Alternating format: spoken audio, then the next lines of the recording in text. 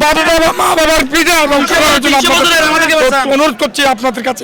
আমরা কিছু বাবার কবর, দাদার কবর, এখানে আমার বাবার কবর, দাদার কবর, দাদার দাদার কবর, যুগ যুগ 14 যুগ যুগ বছরের 200-300 বছর ঘর পিঠা আমাদের। আমরা কিভাবে উচ্ছেদ করবো? আমাদের যান চলে যাবে, আমরা আত্মহত্যা করবো, মরণদের আমাদের মতো চালাতে হবে। বাদে আর তো দাঁড়ো নয়, দশ হইও নাই, বাচ্চারা চাইনো না, আর দুপুরে হয় মাইকে আর গরগান বাঁধি দিয়ে আর গরগান যদি দৌড়া দিলে আর হবে তাই। আচ্ছা, এই মুহূর্তে দেখতে পাচ্ছি সেনাবাহিনীর যে সাজোয়া যান আছে, সেই সাজোয়া যান জুড়ে এখানে একটু উত্তেজনা পরিস্থিতির সৃষ্টি হয়েছে।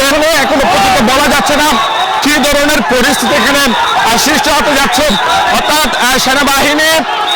সেনাবাহিনী আছে, তারাও কথা বলার চেষ্টা করবে। এখন বিক্ষুব্ধ, অন্যদিকে যারা বিক্ষুব্ধ জনতা আছে তারা রাস্তায় শুয়ে পড়েছে, এমনটি মূলত আমরা দৃশ্য লক্ষ্য করছি।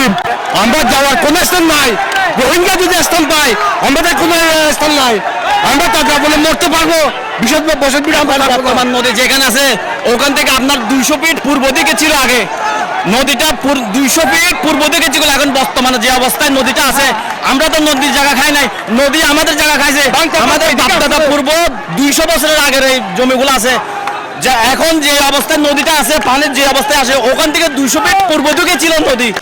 আমরা এসেছে, আমাদের বসতভিটা উচ্ছেদ করতেছে। কোনো কালে আমাদের বসতভিটা খাইছে কালে, আমরা কোনো কাল খাই নাই। হ্যাঁ, যে ধরছে কালে ভাঙে নিয়ে গেছে, আমরা কোনো কালের মধ্যে কোনো আমরা বসতভিটা করি নাই। আমরা বরং আমরা বসতভিটা হারাইছি, তবুও আমাদের বসতভিটা ভাঙার জন্য প্রস্তুত নিচ্ছে। বসত বাড়ি অনেক দিনের এগুলি আমাদেরকে নিয়ে আসছে, আমরা কিভাবে সারবো? অনেক বছর মার মাটি বিটা কিভাবে সারবো? আমরা নদী আমরা খাই না।